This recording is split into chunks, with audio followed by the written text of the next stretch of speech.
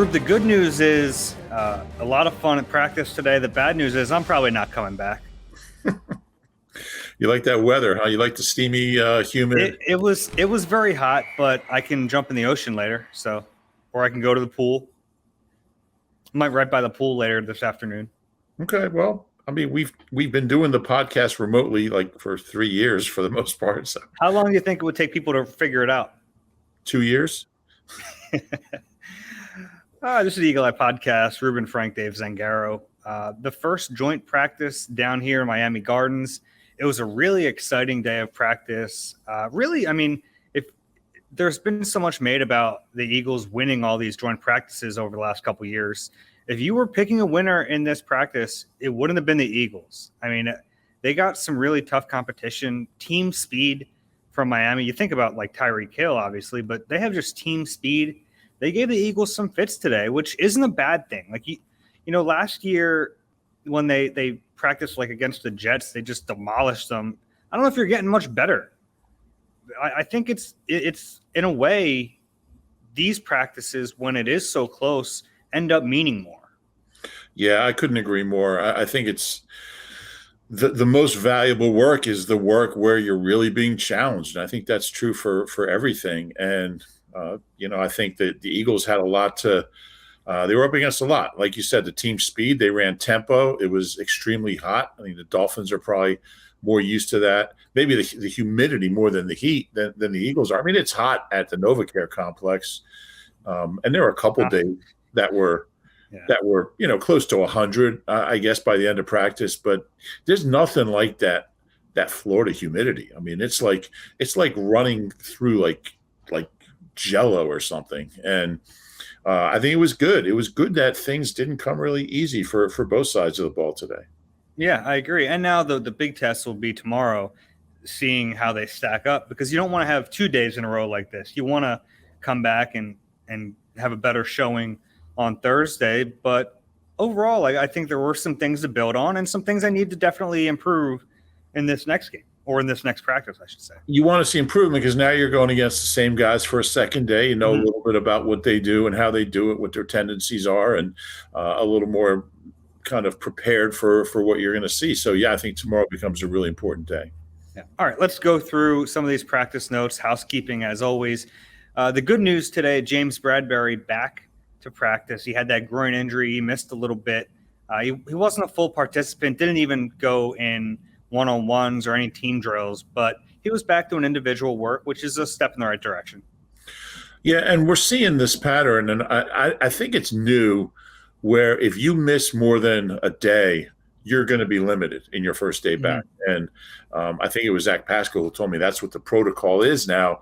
It's just that, if you leave a practice early and you're back the next day, you could be a full participant. But as soon as you start missing a day, no matter how good you feel, no matter how well you rehabbed, you're going to be limited. And it's just another, precaution, I guess, that Ted Rath and his team are installing, one of many, to try to keep this team as healthy as possible, because there's no reason to rush it. Even if a guy feels 100%, I'm sure Bradbury was ready to go for team, but better safe than sorry. And especially a guy like that who he's a veteran. He doesn't need this work as much as some of the younger guys do. Right. Exactly. So good step for him. And, he's just so much fun to watch. So I would assume he would be, maybe if not unlimited tomorrow, less limited. Yeah. We'll see that they could use them, because the Dolphins receivers are trouble. And we'll get to that in a minute. Javon Hargrave, Miles Sanders still not practicing. Word on them is they're going to take it slow with both those guys, and they still expect them to have them back for week 1. So I wouldn't anticipate them practicing until that first week before the opener. Yeah, remember that bubble wrap that Kelsey had on his yeah. They should just wrap Sanders in that. I think they kind of are. Yeah, they figuratively are. You're right. Mm-hmm. Yeah. So a few new injuries and concerning ones. All guys who are playing well. Yeah, I made the comment. It looks like my stock up section from the other day on the injury report it was Josiah Scott, who got hurt in the game. He left the game early. Josh Jobe and Jack Anderson, all three who don't have roster spots locked up and have been performing really well. So it's a shame to see all three of these guys now on the injury report. Yeah, and it's funny because we were just talking about Jack Anderson the other day, and he's just kind of come out of nowhere. I mean, he was around last year, but he didn't make an impression one way or the other. But this is just a Jeff Stoutland like Spalding guide, guy who just a late round pick with another team gets cut, comes here, and now in year 2 under Stout, he's pretty good. He's a pretty good guard and center. And he can play center too. Yeah, he played both on Sunday. Obviously, when Kelsey's back, they won't need a backup center. I think they're pretty well set there. Yeah. But he's a versatile guy who can, he's huge. He's a big dude. I mean, what is he, 6'4", 305, 310? I guess that's not even that big anymore. But, yeah, so hopefully he's back. And the same with Jobe, who I know you talked to and is really kind of, I guess, separated from those 30 other young cornerbacks. And so you hope he's back. He has an elbow and then Josiah Scott. So all three of those guys need to get back. All have been doing some really good things. Yeah, Jobe had a big brace on his elbow. It kind of looks like that bionic elbow that Kelsey used to wear. Okay. I mean, that doesn't necessarily mean, super serious, but it's kind of concerning, sir. Yeah, I think he probably injured it on that one tackle in the game. I think he kind of came up like shaking it off a little bit. So not great. I mean, he's in the lead for a roster spot, but doesn't mean he's going to get it. And he's right on the border right now. He needs to get back. It's a shame for him. Yeah, so they were missing – I mean, you could say they were missing 2 of their top 4 corners. Yeah, and by the end of practice, Darius Slay wasn't out there. It was a rough start to this practice. We'll get to it right now. I mean, 1-on-1 against Tyreek Hill, the very first competitive rep of the practice day. Hill burns him deep. Slay comes up a little lame. He did come back for 1-on-1 rep, and he was back in team drills, but by the end of team drills, he was out of there. Their top corners were Zach McPherson and Kerry Vincent Jr. on the other side. Yeah, that's not ideal facing that kind of speed. I'm going to sneeze. Yeah. I'm going to mute myself and just talk for a minute. Okay. Yeah, so it was tough to see, by the end of practice, having Kerry Vincent out there, who has had some ups and downs in camp. Zach McPherson's been relatively solid, but it does kind of show you the drop-off from the top corners. They have all these young guys, but none of them are proven. None of them you'd feel really good if you're in a game against the Dolphins and you have to say, all right, go cover Tyreek Hill or Jalen Waddle. I mean, it's tough. Yeah, and I think the difference between McPherson and all the other guys is really consistency. McPherson's just been a little more consistent or significantly more consistent. I mean, he gets beat. Everybody gets beat, but I think he's been pretty solid. They cut a guy, Josh Blackwell, on yesterday, who came in. I was really intrigued by him. He played great at Duke, has decent size. He ran like a 4.33. He was a guy that was kind of in that mix, and they were kind of using him as a nickel only. Yeah. It never really. I mean, never. Obviously, Scott kind of. Scott and shots early was playing in the slot, and seems to be only a safety now. But no, he's gotten some reps in practice as the nickel, but mostly safety in the last couple of weeks. Yeah, but Blackwell was a guy who was in that. He was. I mean, they signed 3 undrafted rookie guys: Goodrich, Jobe, and Blackwell, and they all had pretty good credentials coming in. They didn't give Blackwell a ton of money, but it'll be interesting to see. I think just the fact that he was an early cut doesn't necessarily mean like we won't see him again on the practice squad. I just think they have so many corners. Yeah, cut one, and because they had to reduce the roster to 80, so But it's been really interesting to watch all these guys compete. It's the funny thing is Job got less money than Goodrich and Blackwell, and he's the one who has the best shot to make the team. Yeah, that is interesting. Yeah, there was a little dust up today. It was Jalen Phillips who was giving them some fits coming off the edge. He's quick, the Miami kid, University of Miami, and now Dolphin. He's tough around that edge. And there was one play when he's wearing like an orange jersey, which I think means like limited contact. I don't understand how you can be an edge rusher and limit contact, but there was one play where Dickerson drilled him pretty good. He took exception to it. He came back and pushed him. And then here comes Mailata, who's now he's the bodyguard 2.0. He gets in his face. And there was some pushing and shoving, but I thought both sides did a good job of keeping it there, and it didn't get out of hand. Yeah, when it's hot, tempers can flare. Yeah, tomorrow and it was hot. It was a miserable day. Tomorrow could be the big one. It very possible. Yeah. Overall, and I mentioned it earlier, I didn't think the Eagles had their best day of practice on either side of the ball. On offense, a little disjointed. They're just mistakes. I didn't think Jalen had his best performance. There were a few throws were really good, but outside of that, a little shaky. There were some missed plays. There were a couple drops in there. Goddard had a bad drop in the middle of the field. Gainwell had one again. And then on defense, Tua was getting the ball 6 for Gainwell since he came back from the hip. Yeah. Tua was getting the ball out so quick. And they were running tempo. We haven't seen the Eagles use a ton of tempo in training camp. So this was probably good for them to see it on defense a little bit. Yeah, no question. The Browns used a lot more play action than the Eagles are used to, and Dolphins used more tempo.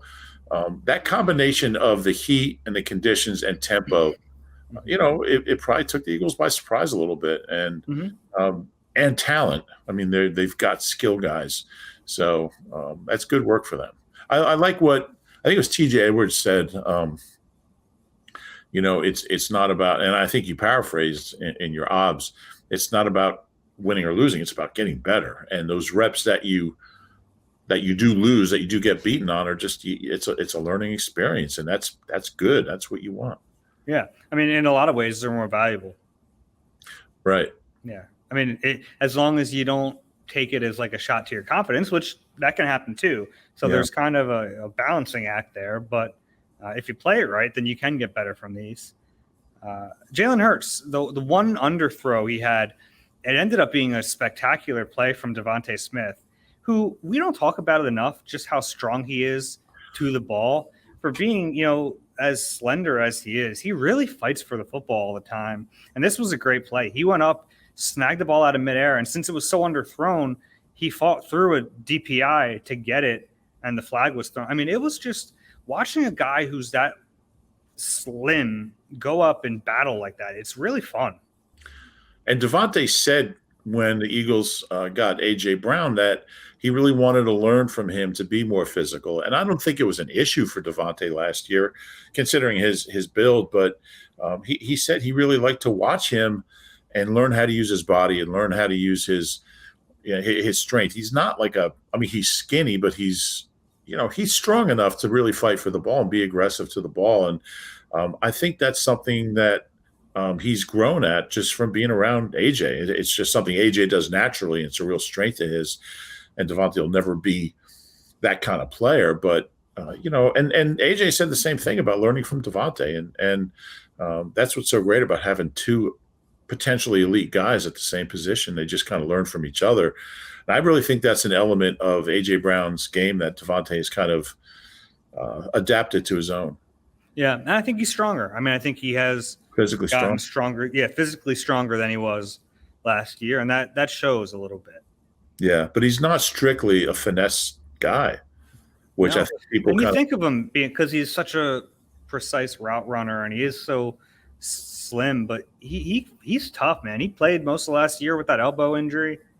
I give him a ton of credit for being as tough and physical as he is. Yeah, that's a good point. Zack Pascal had another big day. He's been one of the most pleasant surprises of this training camp for me. Gardner Minshew and him seem to have a real connection. There was one play where Minshew saw the pressure coming up the gut, kind of on his back leg, just tossed it. It was a perfect pass to Pascal, who, I mean, was catching balls all over the field. He's going to play this year. Yeah, I think we talked about this last week. When they signed him, I thought, all right, locker room guy, special teamer, here and there he might play a snap on offense as a blocker mainly.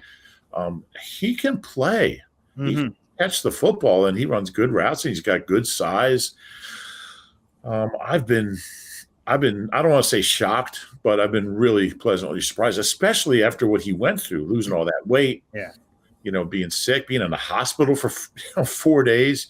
He just came in. Obviously, it's helped that he knows the offense a little bit, but he's one of the biggest surprises of camp to me. I'm just shocked how good he is.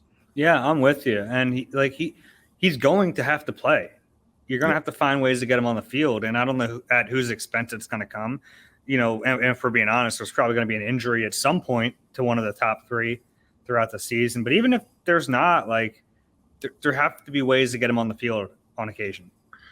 Yeah, I think there will be. And even if it's just to, there's going to be situations where Quez isn't on the field and Pascal is. I think that's clear. Yeah. Grant Calcaterra. Yeah, go ahead. No, did you have something else on Pascal? Well, I was just going to say, I think there's going to be situations, there's going to be, plays where Devontae, I think they'll be out there almost every snap, but there's going to be plays where they're not. A guy needs a blow, and here and there. Receivers don't play every snap, so I think. Pascal was playing like 50, 60 snaps. I should say targets. He got like 50 or 60 targets each of the last few years in Indy. So it's not like he hasn't played. So I think he'll have a role. It's going to be an interesting thing to see how it develops. Mm-hmm. Grant Calcaterra back again. It's good just to see him out there, that there hasn't been an aggravation of that hamstring injury. And he's making some plays out there. He's catching the football. He kind of doesn't look like a guy who missed a couple weeks of practice. He looks pretty smooth, and he's 3 weeks. Yeah, just short of 3 weeks of practice. And we saw the first couple of days what a smooth receiver he is. He can catch the ball. He runs good routes. He's smart, has a good feel for open space. And, the issue with him is going to be what he does on the line of scrimmage, but he can catch the football really well. Yeah, and he's going to help himself. There was a while there where I was thinking maybe he won't make this team, and maybe they will keep Noah Tongiai, who's had a very good camp. And if he's done everything he can to make the team. It's just, I don't think they're going to risk losing a 6th-round pick. So ultimately, I think Calcaterra is going to be on the roster. And as a receiver, he's, Tongiai's caught the ball well. It's weird that we don't call him Noah to go anymore now that he's a roster factor. Yeah. But Calcaterra is on another level as a receiver. Yeah. I could see him catching. It's not going to be a huge number just because they have so many guys. And Jack Stahl has shown, who's going to play more than him. He's shown some growth as a receiver, but I could see Calcaterra catching, 25 balls this year, 20 to 25. Yeah, it's possible. It's tough when you're talking about the 3rd-string tight end, though, when you have all these other players. But I think he'll be 3rd-string tight end, but as a receiver, he'll be the 2nd tight end. Okay. Yeah, that's probably fair, but that doesn't get you second string snaps. 25 catches is one, it's 1.5 a game. I think they're going to throw 10 to 15% more than last year. So, okay. There's not going to be a ton of targets for him, but he's shown he can catch it. Mm-hmm. A couple uncharacteristic plays from the tight ends. I mentioned the Goddard one. He had a drop just in the middle of the field. He came back and made some good catches. And then Jack Stoll was a really weird play. He caught the ball running across the field and then just fumbled it away. And it went out of bounds. It was kind of a strange play. It was close to being an incompletion. I think they ruled it a catch and a fumble. That's what I would have ruled it. But it was kind of a weird play. Yeah, I think that dimension of the game is still new to him. That's, he just didn't catch many passes in Nebraska. So I think he has gotten better at it. I don't think it'll I think there's going to be a lot of third and well, I think in the first drive against the Jets, he caught a pass on 3rd and 3, right? I don't think he's going to get many targets on 3rd down during the regular season. Probably not. One-on-ones were fun today. I watched the Eagles defensive line go against the Dolphins O-line. Marlon Tuipulotu, a little fire to him. I really like to see it. He had one rep where he jumped. They stopped the play, but he got right back in there. He wanted it again, and he just overpowered the guard. And then it was really the dust up before the dust up. It was a little jawing back and forth. I like that from Marlon. He's a second-year guy. He just looks way more confident than he was at any point last year. Yeah, I mean, that kind of stuff, I think coaches love that. I mean, because if you're not comfortable with what you're doing and the way you're playing and the way you're practicing, you're generally not going to get into that kind of thing because you just don't have the confidence to do it. So, yeah, he's an interesting guy. Really, that whole 2021 defensive draft class, other than Jacoby Stevens, has really shown a lot of development. You're talking about Patrick Johnson, Teron Jackson, Zach McPherson, Marlon Tuipulotu. They're all 4th to 7th round picks, and they've all come a long way. It's pretty interesting, encouraging. I saw some good things from Teron today, but really it was the best day I've seen from Kyron Johnson all camp. He was flying around out there, and Teron Jackson even got a sack because of Kyron's pressure on the other side. Obviously working with the twos, so they're not going against the starting tackles. One of them is Terron Armstead, who's one of the best left tackles in the league. So we didn't get to see that, but Kyron's making a push for this roster. I think they might end up keeping both him and Patrick Johnson. That would be a roster luxury. I mean, you have to go short somewhere else, but he's certainly athletic and can run around. Having him on special teams is almost worth keeping him there. Yeah. And my last note, Hassan Reddick. It's really hard to come up with 50. They're going to cut some good players. Mm-hmm. Yeah, it's a lot of times when we do this exercise of picking the roster, you have like 46 guys, and you're like, well, who? Let's try to find the other ones. Now you come up with a list of like 50, 55, 56. Yeah. Which is good and bad. It's a good problem to have, but it's still a problem. You have to figure this out. And some of it's strategic because it's like, which guys do we think have the best chance to get through waivers to then add to the practice squad? And it's not always easy to figure that out. That's true. That's where your pro scouting staff plays a big role. And, if we cut this guy, which teams are there a lot of teams that need this position or this type of player? And you kind of rely on those pro scouts to figure that out. Yeah. And there's always surprises. You're always surprised that a couple guys that get through waivers out to the practice squad. And there's always that one guy you're like, wow, somebody claimed him. What did they see in him? We haven't even mentioned him on the podcast. So that's always a fun day to see how that all shakes out. And then there's the guys the Eagles might get on a waiver claim. They're fairly low in priority, but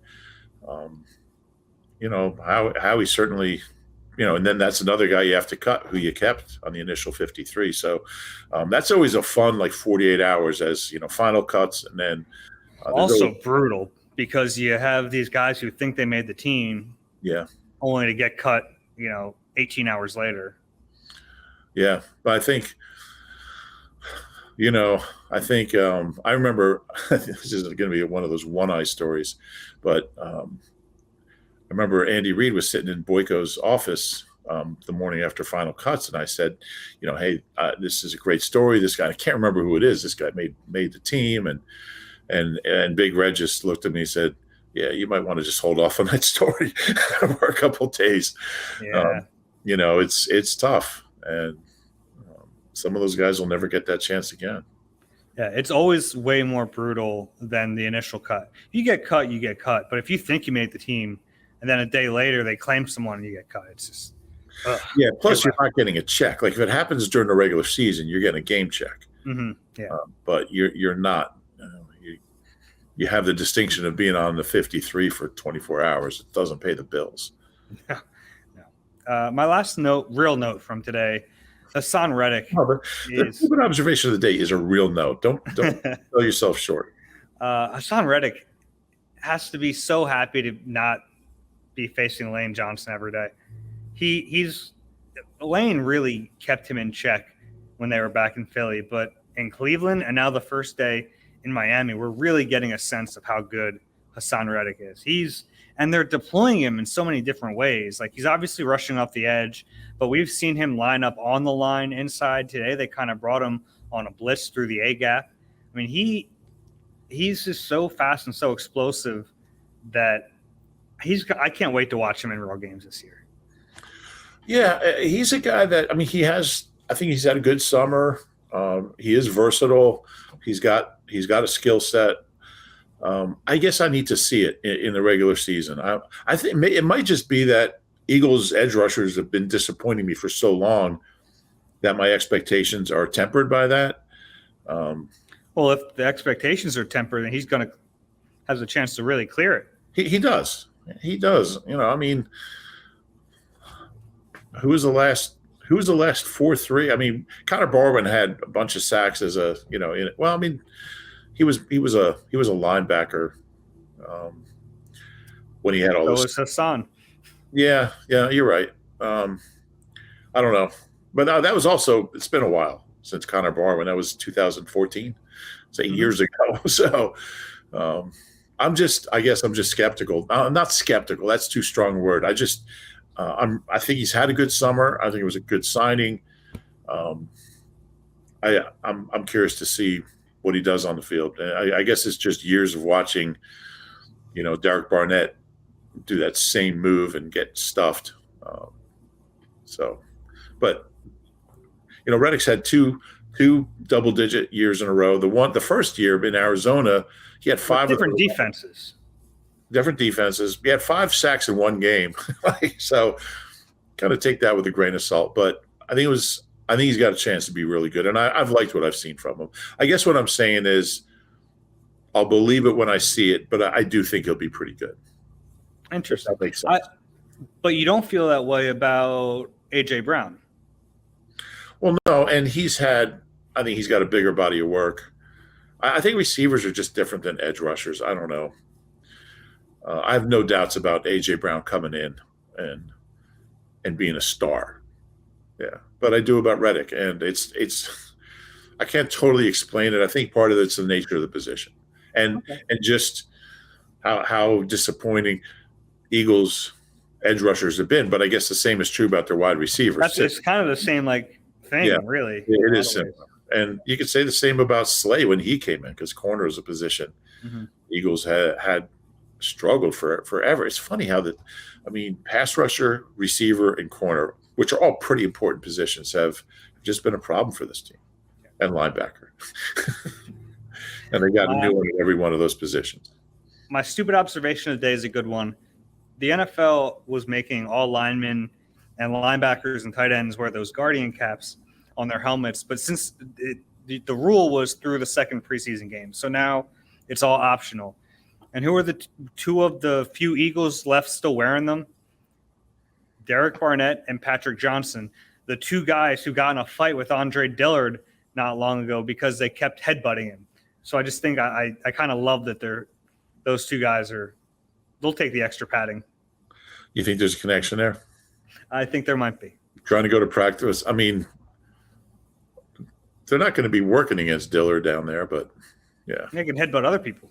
That's true. Yeah. Go ahead. Yeah, go ahead. Well, I was just going to say if there's anything, first of all, from Gannon and Steichen, who talked this morning.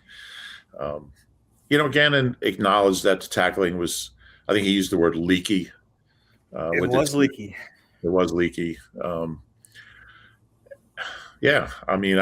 It's a concern because some of those guys are going to be on the team. They're going to have to play. So they got to clean that up. There's really nothing else from those guys. Anything stick out for you?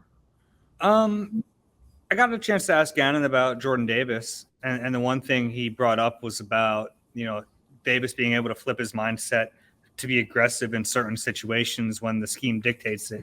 which is really different than a lot of what he did. I mean, they're not reading at all, not reading blocks at all here, but it's more aggressive in general. But I think it's taking him a little bit of time to figure out exactly how to get after the quarterback in this scheme. But he's getting there, and I think he is learning how to do it better. How about from player? Who was the reporter that asked Nakobe Dean about playing the Chiefs last year? Yeah, I don't know. Some Miami guy. He was really confused. Obviously, none of us who cover the team. Nakobe's like, well, I'm a rookie. I didn't play in that game. I liked what Quez Watkins said. He's a guy who doesn't say much. Mm-hmm. The ratio between quotes and availability is really low. Like they bring him out every few days. I think he's a good kid. He's just really quiet. He has been since day one. They drafted Hightower and Quez back to back, and I remember their initial press conferences were like disasters. And Quez has gotten a little better. I don't really have a reason to talk to Hightower, but Quez, it was very brief, but he talked about just his expectations for himself. And he was asked about where he is, and he said, I haven't gotten paid yet. I haven't made a Pro Bowl yet. And look, getting paid, I mean, that second contract for so many players, that's your life savings. The percentage of guys that get a second big contract isn't huge. So, that second contract is, and for a 6th-round pick, the first contract is minimum wage with a very small bonus the first year. So Quez wants to get paid, and there's nothing wrong with that. And he talked about how that's something that motivates him. Making the Pro Bowl. I haven't made a Pro Bowl yet. And somebody, I think it was Zach Berman, asked, well, once you do those things, what's your goal going to be? And he said, well, I haven't been in the Hall of Fame yet. Which, look, Quez Watkins most likely won't be a Hall of Famer, but I just like the fact that he has his – he has those kind of aspirations, and he's even thinking about being that kind of player. I like that. And I like that he's still got that 6th-round chip on his shoulder. He said he always will. And he's already done more than almost any 6th-round wide receiver this team has ever drafted. So at that one position, wide receiver, late-round guys rarely make an impact. Around here, first-round guys rarely make an impact, but late-round guys, historically, it's like the hardest position. I'm not sure why exactly, but I just liked hearing that. I thought it was pretty cool. Yeah, and it kind of led to that from being asked about playing in the second preseason game. He was one of the few starters who played in that game, and some guys would take that as kind of a confidence shot. But he said he kind of understands that he hasn't earned that yet to sit in that game. So I appreciate that from him too. Yeah, and he's an interesting guy to me because, he is still raw. He does still have, I don't know if brain lock is too strong a phrase, but there are snaps where he just kind of looks, he either stops running a route or, he's had a couple drops this summer. He's not a finished product, and he's so fast that when he does get the ball in his hands, he's going to get you 17 yards, on an average every catch, which is great. And he had almost 700 yards last year, which is nice. But even on the one long, the 93 yard or whatever, he probably should have scored. You feel like he's, we've only seen a little bit of what he can do. So I don't know if he'll have as many targets as last year because of AJ, but he's an interesting guy to me. And I think there's a chance, it's like Pascal is so different than Quez. Pascal's just really steady and solid. He can't run like him. He's probably more stable and reliable. I wouldn't be shocked if Pascal's numbers aren't that far off Quez's numbers when all's said and done this year. So it'll be interesting to see how that shakes out. I think Quez still has a lot of improving that he can do. But what he did last year was really encouraging for where he was drafted. Yeah, I think he'll have significantly bigger numbers than Pascal. Yeah, we'll see. It's possible. What I've seen from Pascal this year, it's like got to find a way to use him. Mm-hmm. On third and 9, Quez might get you 40. or he might drop the ball, or he might break off a route where I feel like Pascal is going to be in the right place, and if the ball is there, he's going to move the sticks. Maybe I'm being too hard on Quez. I think he's a good player, but they're just so different. It'd be interesting to see how that plays out. Yeah. All right. You got anything else before we wrap this up? Who else did we talk? We talked to Jordan Davis, TJ Edwards. Anything from those guys? I don't know who else you talked to. No, it was a short list of guys today.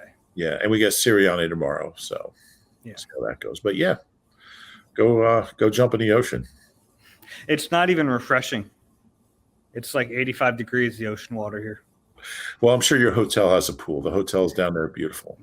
That is true. I want to just ask you, but the facility apparently is beautiful down there. Oh, it's unbelievable. It's they have their indoor is unreal. I mean, it's just they went all out. This has only been here a couple years, and they nailed it. I mean, and it's obviously right next to the stadium, so it makes a ton of sense. The whole place is beautiful, and it's nice to have palm trees around the field. Palm trees grow, rents are low. The song goes. I wonder if the Eagles will ever, like, if you would think they might want a bigger indoor facility. Their indoor facility isn't great. It's not. It's not even 100 yards. It's too small. And there's all that property in that massive parking lot next door that the city owns. I wonder if there's ever been any talks to get some of that land, because they can't really. There's nowhere to really expand on their property now without just taking all their parking. But they could. I mean, they could use it.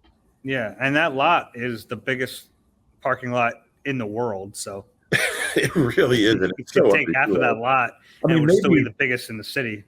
But I mean, that Phillies lot is pretty big where the vet used to be.